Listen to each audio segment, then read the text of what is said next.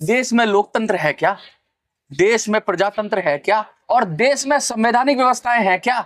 अगर हैं तो किसी के लिए वो कानून जीवनदायिनी औषधि बन जाती है, तो किसी के लिए कानून मरने जैसा बन जाता है।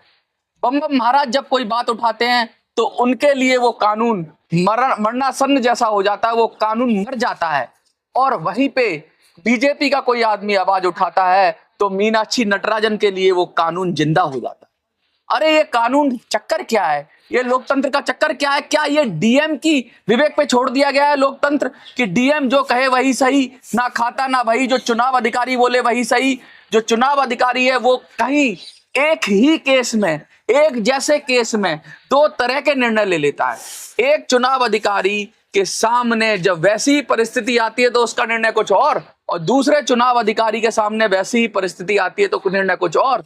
राज्यसभा का नामांकन रद्द होने के बाद दिल्ली में बहुत जोर शोर से, आपने विजुअल्स में देखा होगा किस तरह से लोगों ने प्रोटेस्ट किया, और जब सुप्रीम कोर्ट तक बात पहुंची तो सुप्रीम कोर्ट क्या कहता है? हम चुनाव आयोग के कार्यों में दखल नहीं देंगे। अरे भाई, तुम नहीं दोगे तो जाएगा आदमी कहां? किस दरवाजे पे जाएगा? गरीब के लिए कानून अलग, अमीर के लिए अलग, छोटी पार्टी के लिए कानून अलग, बड़ी पार्टी के लिए अलग, इंडिपेंडेंट कैंडिडेट के लिए कानून अलग और बड़ी पार्टी के लिए अलग कानून। ये कानून की दो परिभाषाएं कहां से आती हैं? ये कानून के दो मतलब कहां से आते हैं? और ये कानून का दो मुंहा रूप कहां से आता है? ये कानून क्या दो मुंह वाला सांप है? ये कानून क्या अजीब है जो किसी को कुछ देता है, किसी को कुछ देता है? और ये डीएम कौन है? ये डिस्ट्रिक्ट मजिस्ट्रेट कौन है? ये वही कलेक्टर है जो अंग्रेजों ने बनाए थे। और ये डिस्ट्रिक्ट मजिस्ट्रेट के अपने आप को इतना ऊंचा समझ लेते हैं कि ये कुछ भी कर देंगे, ये कुछ भी लिख देंगे और सुप्रीम कोर्ट में भी वो चैलेंज नहीं हो पाएगा।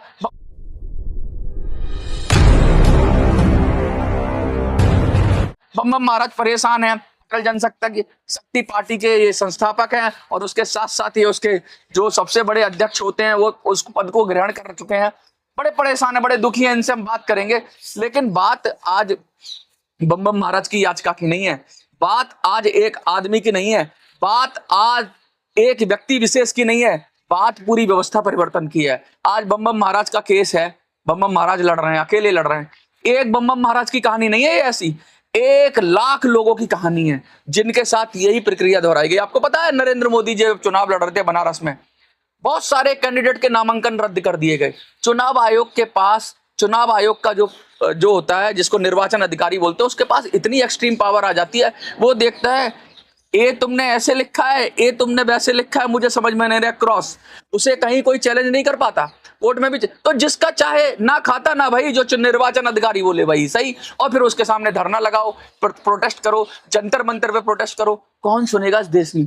क्या अंधारा चल रहा है? क्या काला कानून चल रहा है? और क्या इस देश के अंदर ऐसे ही चलेगा या फिर देश के अंदर क्रांति आएगी? क्योंकि जब जब संवैधानिक अधिकारों का हनन होगा, जब जब किसी देश के अंदर स्वतंत्रता का हनन होगा, जब जब कहते हैं ना कि जब जब जुल्मी जुल्म करेगा सत्ता के हथियारों से और चप्पा चप्पा गूंज उठेगा इंकलाब के नारों से। बम बम महाराज बहुत गुस्से में है, रोष में है, निर्वाचन आयोग से होकर आए हैं, सुप्रीम कोर्ट जाने की सोच रहे हैं। लेकिन मैं इनसे आज कुछ बात करूंगा। सबसे पहले इनका दर्द जानेंगे, इनकी कहानी जानेंगे और वो जानेंगे कि आखिर इनके साथ क्या हुआ जो ये अब सुप्रीम कोर्ट जाने की बात कर रहे हैं। चुनाव आयोग का देखो पर्चा है, अटल जनशक्ति पार्टी चुनाव आयोग का, चुनाव आयोग जाने के बाद। बम बम महाराज, थोड़ा मैंने ज्यादा समय लिया क्योंकि ये विषय मेरे भी दिल के बहुत करीब है। जिस तरीके से लोगों को चुनाव लड़ने से रोक दिया जाता है, और कभी कहीं तो मैंने ऐसा भी सुना है कि निर्वाचन अधिकारी जब तक लिख कर ना दे, आप एमएलए और एमपी का सर्टिफिकेट ना दे, सर्टिफाई ना करे, आप बन ही नहीं सकते। काउंटिंग में गड़बड़ होती है, बहुत सारी अनियमितताएं होती हैं। इन अधिकारियों के पास इतनी पावर है कि ये किसी को भी रोक देंगे, किसी का भी पर्चा निरस्त कर देते हैं, किसी की भी आपत्ति को ये सुनते नहीं है, और किसी की आपत्ति पर ये इतने तेजी से एक्शन ले लेते हैं जैसे कि पर्चा ही रद्द कर देते हैं। बताइए महाराज क्या हुआ आपके साथ? देखिए, आज जो मीडिया के बीच में हम आए हैं, हालांकि हमारे साथ जो गलत इन्होंने किया था, लोकसभा चुनाव 2024 में जो आम लोकसभा चुनाव हो रहा था और हम पश्चिमी दिल्ली से अटल जनशक्ति पार्टी के उम्मीदवार थे, पर्चा हमने भरा था और हमारे नामांकन पत्र पूरी तरह ठीक थे, वैध था। लेकिन जब स्क्रूटनी के दिन में हम रिटर्निंग अफसर डॉक्टर किन्नी सिंह ने कहा था किसी को किसी उम्मीदवार के ऊपर आपत्ति है तो दर्ज करें। तो हमने कमलजीत सहरावत के चुनाव नामांकन पत्र पर आपत्ति दर्ज कराया और महाबल मिश्रा के नामांकन पत्र भी आपत्ति दर्ज कराया। ये दोनों रूलिंग पार्टी के कैंडिडेट थे, एक आम आदमी पार्टी के, एक भारतीय जनता पार्टी के। जो मैंने आपत्ति दर्ज कराया वो वैधानिक तौर पर बिल्कुल आपत्ति सबूत के तौर पर कायम था और उस बिहाफ पर रिटर्निंग अफसर को डॉक्टर किन्नी सिंह को उसको रद्द करना पड़ता, महाबल मिश्रा के भी नामांकन को और कमलजीत सहरावत के भी नामांकन को। लेकिन ये देखे अगर इन दोनों का नामांकन रद्द हो जाता है तो फिर तो सब खत्म हो जाता है, फिर मेरा रास्ता क्लियर था। क्योंकि मेरा पब्लिक के बीच में पश्चिमी दिल्ली लोकसभा क्षेत्र में जितने भी रेहड़ी पट्टी वाले हैं, किराएदार हैं, झुग्गी वाले हैं, मजदूर हैं, बैटरी रिक्शा वाले हैं और जितने लोकल लोगों में रेहड़ी पट्टी वाले, सारा हमारा काम क्या होता, हमारे वोट बैंक वोट बैंक था। इनको लगा अगर ये रह गए तो फिर ये जितना मुश्किल है बीजेपी को या किसी को, तो इन्होंने क्या किया, मुझे ही साइड कर दिया, मेरा नामांकन रद्द कर दिया। हालांकि मैं 112 कॉल करके FIR दर्ज सेम टाइम करवाया हूँ, बाकायदा राजौरी गार्डन थाना में भी मेमोरेंडम दिया हूँ, बहुत सारी कानूनी कार्रवाई में कर रखा था। इसको कोर्ट में भी चैलेंज देने के लिए हमने सारा कुछ प्रयास किया, लेकिन हमारा जो एक एडवोकेट अनुबस था उसने मेरे साथ धोखा किया। उसके बाद एक और एडवोकेट है जिनसे हमें निराशा मिला और कानूनी प्रक्रिया में वो टाइम बार हो गया, फिर मुझे चुप रहना पड़ गया। लेकिन कल के टाइम में जब सोशल मीडिया से मुझे ये खबर मिली कि मीनाक्षी नटराजन कांग्रेस के उम्मीदवार का नामांकन राज्यसभा चुनाव के लिए इसलिए रद्द कर दिया गया कि उनकी नामांकन पेपर में जो जानकारी केस से रिलेटेड था सभी नहीं दिया गया था। अब वो पत्र लेकर बीजेपी वाले वहां स्क्रूटनी के टाइम में पहुंच गए तो नेचुरली रिटर्निंग अफसर ने उसको रद्द कर दिया।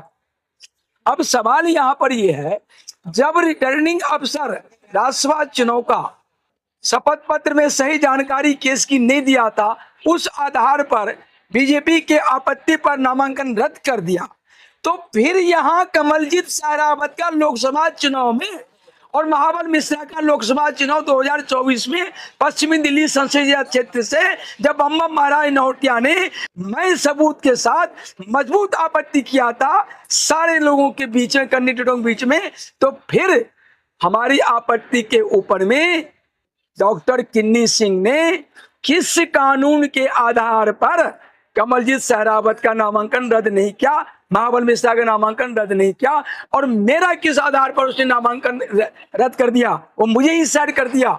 और मेरे पास जो चिट्ठियां आई है उनका, वो नामांकन स्क्रूटनी टाइम में रद्द होता है तो सेम टाइम ऑर्डर भी मिलता है। लेकिन इन्होंने हमें 13 तारीख को 4-5 दिन बाद चिट्ठियां भेजा। मेरे पास सारे इतने मजबूत डॉक्यूमेंट थे, एविडेंस थे, अभी भी है, सुनिए, अभी भी है।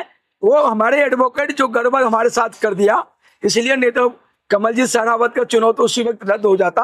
अब जो अवसर ये मुझे मिला है, अब इस अवसर को मैं एक मौका के रूप में, वरदान के रूप में इस्तेमाल करूंगा, इसलिए मैं तत्काल मीडिया के बीच में आया हूं।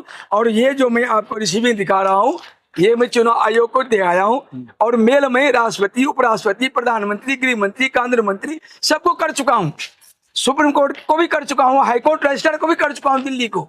अब मेरा खेल यहाँ से स्टार्ट होता है न्यायिक लड़ाई का। जो ना खाता, आपने बोला ना खाता ना वही, जो रिटर्निंग अफसर कहे वही सही, तो वही बात जो रिटर्निंग अफसर ने मनमर्जी तरीके से चुनाव के कानून का व्याख्या किया है। एक जगह आप रिजेक्ट करते हैं मीनाक्षी नटराजन का, दूसरी जगह आप कमलजीत सहरावत का एक्सेप्ट करते हैं, ये दो मुई बात नहीं चलेगी। ये तो आप ऑन द स्पॉट आप पकड़ में आ गए हैं कानून में। और ये बहुत बड़ा, ये पूरे हिंदुस्तान में बहुत बड़ा ये जंग चलेगा, बहुत बड़ा। चुनाव आयोग या तो पश्चिमी दिल्ली का चुनाव, लोकसभा चुनाव रद्द करेंगे या फिर चुनाव आयोग के खिलाफ इतना बड़ा माहौल बन जाएगा, इतना बड़ा माहौल बन जाएगा जो संभाल पाना मुश्किल हो जाएगा। बम महाराज, मैं एक बात आपको और बताना चाहता हूं, आपको शायद खबर अभी अपडेट है नहीं। मीनाक्षी नटराजन कोई छोटी हस्ती नहीं थी, राहुल गांधी का दायां हाथ समझ लो, या राहुल गांधी के बहुत करीबी थी, और सुप्रीम कोर्ट तक ये लोग जा चुके हैं, जिसे आप जाने की कोशिश कर रहे हो, ये जा चुके हो। सुप्रीम कोर्ट ने कहा है अभी हाल फिलहाल कि वो चुनाव आयोग के कामों में हस्तक्षेप नहीं करेंगे, ऐसी खबर आ रही है। लेकिन मैं एक और बात कहना चाहता हूं, आप ही की तरफ से बात कहूंगा और थोड़ा आपकी चीज समझाने की कोशिश करूंगा। देखिए, जो लोग चुनाव लड़ चुके हैं, आप लड़ चुके हैं, तो आपको पता होगा कई तरह की आपत्तियां होती हैं। जब रिटर्निंग ऑफिसर, जब नामांकन अधिकारी चुनाव का जब नामांकन करते हैं, वो जांचता है, तो कई बार वो एफिडेविट देने के लिए कहता है। तो आपके कुछ एफिडेविट में दो तरह की गलतियां होती हैं। एक गलतियां जो कि करेक्ट कराई जा सकती हैं, और दूसरी प्रकार की वो गलतियां जिनके आधार पर नामांकन रद्द हो सकता है। तो कभी कभी क्या करते हैं, बार बार पर्चा आपसे भरवाते हैं, बार बार एफिडेविट आपसे लेते हैं, और इतना परेशान कर देते हैं कि लोग लास्ट घंटे तक परेशान रहते हैं एफिडेविट देने के लिए। जैसा शायद आपके साथ भी हुआ होगा कि कुछ गलती निकाल देंगे, कुछ ना कुछ कमी निकाल देंगे। लेकिन होता क्या है, ये सब कमियां निकलती हैं छोटे लोगों में। छोटी पार्टी हो, इंडिपेंडेंट कैंडिडेट हो, ये बैठ जाते हैं सारे अधिकारी, दिमाग लगाते हैं कि इनको चुनाव लड़ने से कैसे रोका जाए। वहीं पर जो बड़े अधिकारी होते हैं, बम महाराज, जैसा कि बीजेपी के सुनाए आपने, आम आदमी पार्टी के सुनाए, ये 50 गलती करें, 10 गलती करें, इनकी सारी गलती माफ हो जाती है, क्योंकि ये डीएम का विवेकाधिकार हो जाता है। डीएम को इतनी पावर क्यों दी जाती है, तो मैं ये बात कहूंगा, और ये बात मैं सवाल नहीं है, ये बात मैं प्रश्न उठाऊंगा कि जब डीएम की जो गाड़ी चलती है, जिसे बोलते हैं हम रेलगाड़ी, या जिसे बोलते हैं हम बड़ी गाड़ी, वो रौनती हुई जाती है, लेकिन वो बड़े बड़े कैंडिडेटों को, बड़ी बड़ी पार्टी के कैंडिडेटों को नहीं रौनती, वो हमेशा छोटे दबे कुचले कैंडिडेटों को, इंडिपेंडेंट को रौनती थी। अब तक ऐसा होता था, लेकिन इतिहास में पहली बार ऐसा हुआ है कि अब ये बड़ी पार्टियों को भी नहीं छोड़ रहे हैं। अब ये अधिकारी इतने मदमस्त हाथी हो गए हैं कि ये कांग्रेस जैसी पार्टी को, उसके ऊपर भी ट्रक चढ़ा दिया, मीनाक्षी नटराजन को, उसका भी नामांकन रद्द कर दिया। और मैं बता दूं, सुप्रीम कोर्ट की गाइडलाइन से शायद आपको पता होगा कि भाई हर व्यक्ति को चुनाव के समय उस व्यक्ति को हलफनामा दायर करना होता है, जिसमें बताना होता है कि उसके ऊपर कौन कौन से केस चल रहे हैं। खासकर क्रिमिनल केसों की बात होती है। दो तरह के केस होते हैं, एक सिविल मैटर होता है, क्रिमिनल मैटर होता है। तो क्रिमिनल मैटर को विशेष तय उस एफिडेविट में देना होता है, और वो मैंडेटरी सुप्रीम कोर्ट ने कहा है कि उस एफिडेविट से जनता तय करेगी, जनता के बीच डाला जाता है वो एफिडेविट, जिससे जनता वोट देते समय देख ले कि हमारे जो कैंडिडेट है उसके ऊपर कितने मुकदमे चल रहे हैं या क्या चल रहे हैं, जिससे जनता अपना सही निर्णय ले। लेकिन हो क्या रहा है कि अगर ये जानकारी कोई नहीं देता, फॉर एग्जाम्पल ये जानकारी नहीं देता, क्योंकि अपना कैरेक्टर सब छुपाना चाहते हैं, तो ये जानकारी के आधार पर पर्चा रद्द भी हो सकता है। ये सुप्रीम कोर्ट की गाइडलाइंस की वजह से चुनाव आयोग के पास एक हथियार आ गया है। अब क्या हो कि कल को किसी आदमी के खिलाफ किसी तमिलनाडु में जाके एफआईआर दर्ज हो जाए, जैसे मेरे खिलाफ हो जाए, आपके खिलाफ हो जाए, आपको पता ही ना चले, एफआईआर दर्ज हो जाए, आप ही के संज्ञान में ना आए, या नोटिस भिजवा के कहीं से ऐसे करवा दे कोई पॉलिटिकल पार्टी, कल को डीएम के सामने कोई तीसरा आदमी पहुंच जाएगा जिससे आपको हटाना रास्ते में से। आप रेडी पटरी के नेता हैं, आप मजदूरों के नेता हैं, आप गरीबों के नेता हैं, आप दलित पिछड़ों के नेता हैं, आप सवर्णों के नेता, आप किसी भी के नेता हैं, स्वाभाविक नेता हैं, तो कहेंगे यार इसको रोको पहले। तो क्या करेंगे, आपको रोकने का एक सबसे बढ़िया तरीका है आपका पर्चा रद्द करो। तो ये हथियार जो उनके पास है, ये नेताओं को रोकने के लिए, चमचे तो पास हो जाते हैं, पार्टियों को चमचे जो टिकट लेके आते हैं 5 करोड़ में, 10 करोड़ में, उनका तो पर्चा पास हो जाता है। जैसा आपने बताया ना, वो सहरावत का और महाबल मिश्रा का, वो पार्टी को टिकट लेके आए थे, बाहुबली थे, उनका पर्चा पास हो गया। आपको रोक दिया गया क्योंकि आप रेडी पटरी वालों की आवाज थे। तो ये जो देश के अंदर ये धूम कानून बन रहा है, ये बम महाराज आपकी बात नहीं है, ऐसा पूर्वी दिल्ली में भी हुआ, 30-40 लोगों के पर्चे रद्द कर दिए गए। ऐसा आप अकेले नहीं हो, इस देश के 543 लोकसभा क्षेत्रों में हजारों कैंडिडेट ऐसे थे जिनके पर्चे ऐसी चीजों पर रद्द कर दिए गए जो नहीं होने चाहिए थे, डीएम के द्वारा। क्या कहते हैं, आपस में बात करते हैं, यार हम 2 ईवीएम मशीन लगाएंगे तो हमारे काम बढ़ जाएगा, ऐसा करो। अगर एक ईवीएम में 16 या 18 लोग आते हैं, तो अगर 17-18 हो रहे होंगे तो 2 वैसे ही उड़ा देते हैं उनके, और उनसे कोई सवाल जवाब भी नहीं कर सकता। वो कहते 16 में निपटाओ इनको। तो उनके मन में जो आता है ना खाता, भाई जो निर्वाचन अधिकारी के मन में आता है वही सही, वो 2 आदमी ऐसे ही उड़ा देंगे। 2 ईवीएम लगाएंगे तो 36 से ज्यादा हो गए, तो फिर वो गुड़ा भाग करेंगे बैठ के, यार कैसे, किस गलती को ढूंढे। आपके पेन की इंक की स्याही के आधार पर भी आपका पर्चा रिजेक्ट कर सकते हैं, और कोई सुनवाई नहीं है। आप बड़े खुश हो रहे हो ना, आप कोर्ट में जाओगे। जनाब मीनाक्षी नटराजन कोर्ट में पहुंची है, सुप्रीम कोर्ट में बड़े बड़े वकील खड़े हुए हैं। सुप्रीम कोर्ट कह रहा है हम चुनाव आयोग के कार्य में हस्तक्षेप नहीं करेंगे। तो कौन बदलेगा व्यवस्था को? ये अंग्रेजी राज को कौन बदलेगा? मैं इमोशनल हो गया हूँ बम महाराज, क्योंकि मेरे साथ भी ऐसा होने वाला था, मैं तो बच गया, मेरा पर्चा भी रद्द हो जाता बम महाराज। मीनाक्षी नटराजन का जो पर्चा रद्द हुआ है और वो सुप्रीम कोर्ट में गई है, तो यहाँ सुप्रीम कोर्ट उसको अटेंड नहीं किया है, वो एज पर लॉ अटेंड नहीं किया है।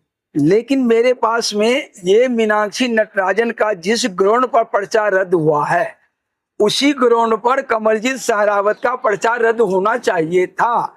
चूंकि कमलजीत सहरावत ने भी उसके खिलाफ जो डीडीए का जमीन का घपला किया था, डीडीए जमीन का 400-500 करोड़ घपला किया था, पूर्वांचल प्रवासियों का पैसा लेके उनके खिलाफ जो मुकदमा दर्ज हुआ था, उस मुकदमा को छिपाया था उसने भी, और वो सबूत मेरे पास में था, जो सबूत में लेकर कमल डीएम ने नहीं किया ना, डॉक्टर किन्नी से पास में रखा था। हाँ। तो मेन बात ये है, मीनाक्षी की बात को अगर सुप्रीम कोर्ट अटेंड नहीं किया, वो अलग इश्यू है। तो ये मुद्दा कांग्रेस क्यों नहीं उठाएगी? मीनाक्षी ने बात यह है, कांग्रेस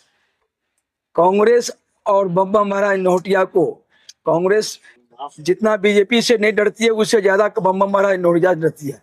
आप इस बात को छोड़ो, बीजेपी महाराज आप पार्टीबाजी करते हो ना, यही बात नहीं, आप बीजेपी के समर्थन में करते हो की बात नहीं है, आप सत्य की बात नहीं करते हो। मैं इस देश के लिए हूँ, देश के 140 करोड़ 50 करोड़ जो आबादी है उसके लिए हूँ। मैं इस देश की संपूर्ण आजादी और अधिकार के लिए हूँ। मैं इस देश की गुलामी की हर तदबीर को बदलने के लिए हूँ। मैं इस देश में जो डीएम आप बोले अंग्रेजों ने बनाया था, मैं इस डीएम को, कलेक्टर था उस समय, डीएम हो गया, इस डीएम को उसकी औकात दिखाने वाला हूँ। क्योंकि मैं सत्ता में आऊंगा, औकात दिखा रहा है डीएम, राज्यसभा के कैंडिडेट को दिखा रहा है, मैं क्या करूं को डीएम औकात दिखा देता है। आप डीएम को औकात दिखाओगे महाराज, जब डीएम राजा है इस देश का। सुनिए, जब मैं सत्ता में आ जाऊंगा, ये डीएम जो है ना, इसको बिल्ली बिल्ली बनाऊंगा 1 मिनट में। डीएम का पद खत्म करोगे क्या? डीएम का पद खत्म करेंगे, इसकी जगह रहेगा जिला जनसेवक पद, जिला जनसेवक, जिला अधिकारी नहीं रहेगा, जिला जनसेवक। इसको सेवा के साथ डीएम से तो मोदी जी नहीं कर पाएंगे, तो आप क्या लड़ोगे? अभी वो ला रहे थे लेटरल एंट्री का सब्जेक्ट ला रहे थे डीएम ने, और आज महाराज ऐसी से कोई नहीं लड़ पाया। जुलाई 2027 में राष्ट्रपति चुनाव भी आ रहा है और विधानसभा चुनाव भी होने वाले हैं।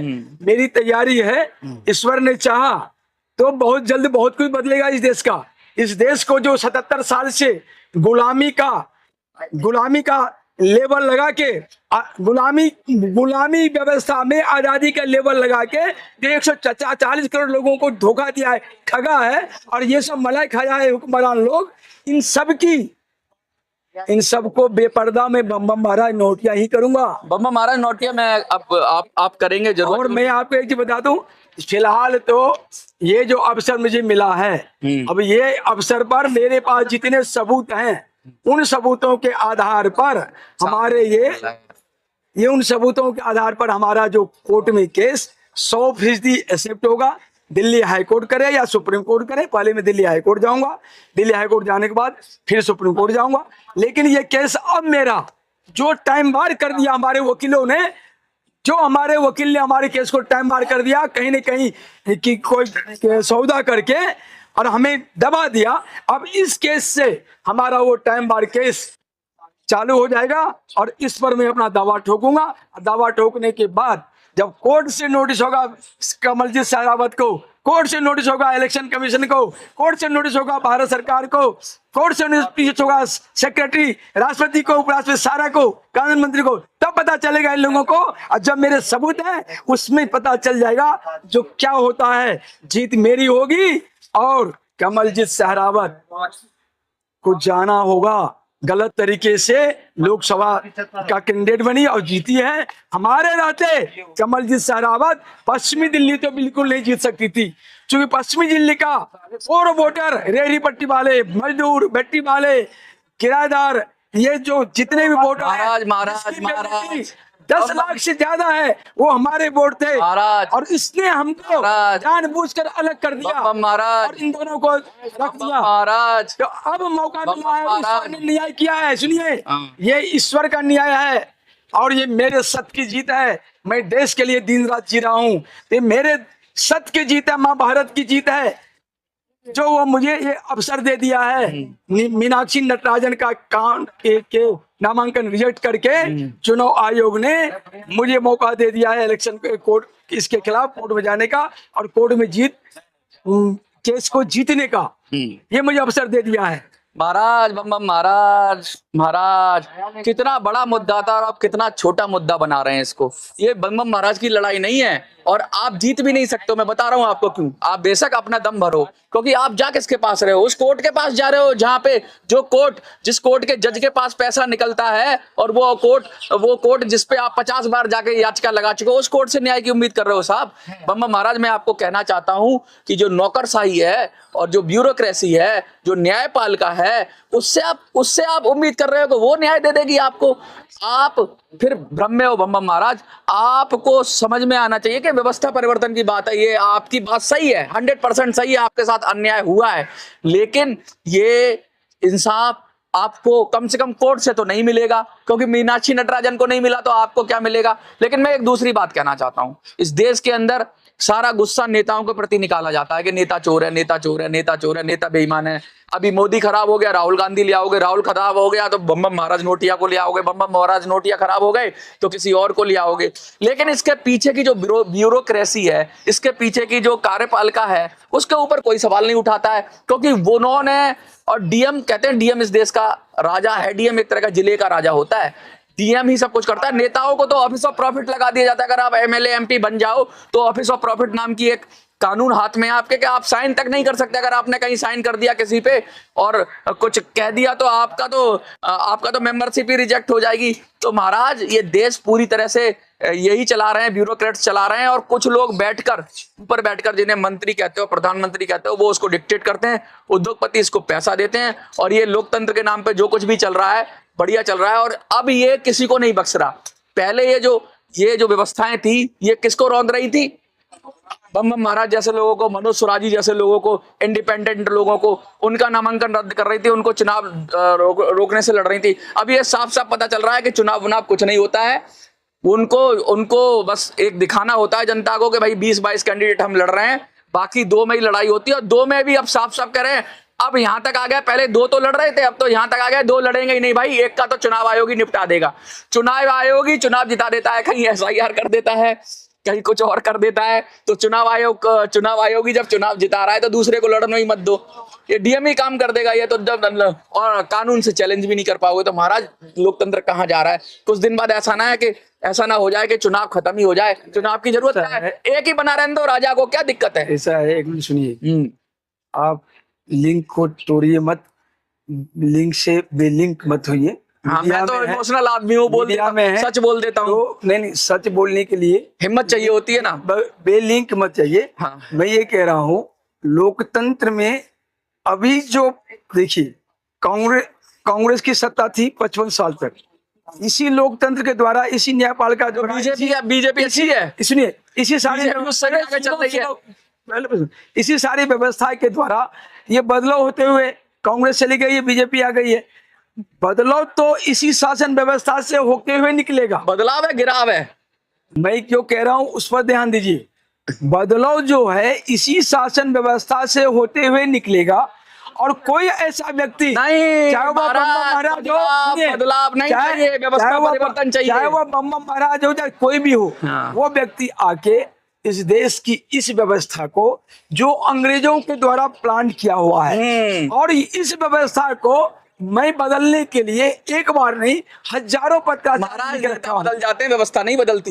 मोदी कांग्रेस का वही सिस्टम है, कांग्रेस वाला ही सिस्टम। मोदी जी, बीजेपी आ गए, अभी टीएमसी वाले घुस रहे हैं ना बीजेपी में महाराज, 20 सांसद यार। अरे महाराज ऐसी बात नहीं है, नहीं जो कर रहा हूँ, मेरी बात सुन महाराज, मेरी भी तो सुन। आप बीजेपी कांग्रेस बनती जा रही है, बेलिंग मत जाओ ना। मैं कह रहा हूँ बनती जा रही है महाराज, गुस्सा महाराज। मैं कह रहा हूँ आप बीजेपी का खिलाफ नहीं बोलते कुछ भी। मैं बीजेपी के खिलाफ की बात नहीं कर रहा, मैं मोदी जी के खिलाफ व्यवस्था परिवर्तन के लिए। मोदी जी आपको राज्यसभा का सीट दे देंगे, आप चुप हो जाओगे। राज्यसभा की सीट मोदी जी हमको क्यों देंगे? अरे दे देंगे आपको, हम मांगने थोड़े जाएंगे। आप ये पर्चा लेके जा रहे हो, मोदी जी डर जाएंगे, दे देंगे। हम जो है अपना ताकत से, मोदी जी जो प्रधानमंत्री बने अपनी ताकत से बने हैं, नहीं बहुत सारी ताकतें हैं उसमें। अपनी ताकत से, ना, ना, अपनी ना, मेहनत ना, से, ना, अपने कर्तव्य एक से आदमी बने हैं, कुछ नहीं करता, समझे? एक आदमी कुछ नहीं करता। अपने कर्तव्य से बने हैं। हम भी जो बनेंगे, बहुत लोगों का खून पसीना हम है। भी जो बनेंगे अपनी मेहनत से, अपने नहीं, कर्तव्य मोदी जी से के बनेंगे। कृपा से बनोगे आप। ना ना ना ना, मैं भी अपनी मेहनत से, अपने कर्तव्य से, महाराज, अपनी शक्ति और संकल्प से महाराज बनूंगा। बोलो मोदी जी के खिलाफ, मोदी जी गलत कर रहे हैं। बात गलत करेंगे तो 100 बार मोदी जी के खिलाफ बोला हूं। अगर गलत जगह, जहां जगह देखा गलत दिखाऊं, वहां किया हूं। गलत करेंगे खिलाफ करूंगा, गलत नहीं कांग्रेस से भी करेंगे आगे खिलाफ चल नहीं रहे हैं, करूंगा। कांग्रेस से भी आगे चल रहे हैं। कांग्रेस ये तो, है, कांग्रेस तो थोड़ा मोड़ा रद्द कर मुझे नीचे नीचे, कहीं ना ये तो कहीं पूरा खंडी उड़ा दे रहे हैं। कहीं ना कहीं मुझे ये तो दो बात पार्टी तोड़ ले रहे हैं महाराज, पार्टी खत्म कर दी। पार्टी ऐसा लग रहा है कि अब देश अरे, में तो वो अब देखिए, पहले शिवसेना गई, टूटता है, अरे जो टूटने वाला है वो टूटेगा, वाह, है ना? वाह। ये आपका चरित्र पर निर्भर करता है। आपका चरित्र क्या है? आपका चरित्र अगर टूटने वाला है तो वो आप कहीं भी टूट जाएंगे। तो बीजेपी लेकिन नहीं जो टूटेगी जो क्या? अटल रहने वाला है, मेरे जैसा आदमी, अरे आप भी टूट जाओगे बम्बा महाराज। मेरे जैसा आदमी जब आपको भी अगर राज्यसभा में आज देगी। मुझे, मैं 63 साल मुझे हो गया, हाँ, और मेरी पहुंच कांग्रेस शासन में भी पूरी थी, बीजेपी महाराज शासन में भी पूरी थी, नहीं, अभी पहुंच लेकिन नहीं। मैंने आज तक आप किसी पहुंच का होता साथ, तो आपका अरे रद्द सुनिए, नहीं होता नामांकन। किसी के साथ चमचागिरी नहीं किया। आज चमचागिरी नहीं करने की वजह से नामांकन रद्द हुआ। आज चमचागिरी अगर करते तो नामांकन ऐसे फिर हो आपका जाता। नंबर नहीं आएगा। मेन बात यह है, ये देश चमचों का देश है महाराज। अरे ये सुनो, देश चमचों का देश है। ये देश पुरुषार्थ प्रधान देश है, और इस देश इस को समय तो चमचे राज कर रहे हैं। रामकृष्ण परमहंस का ये देश है। हाँ, और इस समय तो ये चमचे राज कर रहे हैं। यहाँ जो पुरुषार्थ किया है वो हमेशा जीता है और जीतेगा। बम महाराज एक पुरुषार्थी है, पुरुषार्थ कर रहा हूँ, और आने वाले कल में वो पुरुषार्थ हमारा दिखाई पड़ेगा। और इस प्रकार इस देश की नैया को डूबने से बचाऊंगा। इस लोकतंत्र को जो अंग्रेजों का बनाया हुआ फेक तंत्र है, मतलब गुलाम तंत्र है, इसको बदलकर संपूर्ण क्रांति, जो बाबा साहब भीमराव राम के, जो ये अम्बेडकर नामधारी अम्बेडकर का संविधान कह रहा है ना, इसको टोटल ही कंप्लीटली मैं बम महाराज नौटिया, ये आपकी मंच पर से, इस मीडिया बैठ से बता रहा हूं, जो हम बदलने वाले हैं। और हर हाल में हम जब तक बदलेंगे नहीं, चुनाव आयोग का जो चुनाव का निर्देश है वो संविधान में कहाँ है? वो तो चुनाव आयोग ने बनाया है। लड़ाई चुनाव आयोग से बदलो, चुनाव आयोग के लड़ाई पास चुनाव आपको पता ही नहीं है। 2000 मेल, हाँ, 2000 मेल चुनाव आयोग को दे रखा। संविधान चुनाव आयोग प्रॉब्लम कर रहा है, बदलोगे संविधान। अरे हम जब बदलेंगे ना तो उसमें चुनाव आयोग भी उड़ जाएगा। एक नया सिस्टम जो मैं चाहता हूं, आजाद भारत का, स्वतंत्र भारत का नया सिस्टम, भारतीय न्यायपालिका, भारतीय शिक्षा व्यवस्था, भारतीय ज्ञान व्यवस्था, भारतीय शासन व्यवस्था, हर चीज, ये जो मैकाले की सारी चीज हमारे सर पर थोप दिया है, हम तो इसको सर से उठा के फेंक देंगे। अच्छा, फेंक तो देंगे, लेकिन लाएंगे क्या, ये भी बड़ी बात है, क्योंकि फेंकना बड़ा आसान है किसी भी चीज को उड़ाना, लेकिन बनाना बहुत मुश्किल है। जिन लोगों ने बनाया था, जिन लोगों ने बनाया था वो लोग क्रांतिकारी थे, और अब कितने क्रांतिकारी लोग पैदा हो रहे हैं ये तो मैं ही जानता, मुझे नहीं पता भाई। संविधान सभा की जब बहसें आप सुनोगे तो एक से एक टॉप का लीडर था वहां पे, एक से एक बड़े लीडर थे, लेकिन अब जो लीडर पैदा हो रहे हैं वो क्या देश में देंगे। मुझे अच्छा था, इससे अच्छा था 1947 या 1950 में जो संविधान लागू हुआ, वो कहीं बेहतर था। उसके बाद संविधान का क्या हाल किया है, और संविधान अब कहीं कोने में बैठकर रो रहा होगा कि उसके नाम पर बदनाम संविधान हो रहा है, और उसके नाम पर ये नेता, ये अधिकारी, ये चुनाव आयोग वाले क्या कर रहे हैं, ये देखने वाली बात होगी। आपको क्या लगता है कमेंट में लिखिए, देखते रहिए मिनी संसद। धन्यवाद।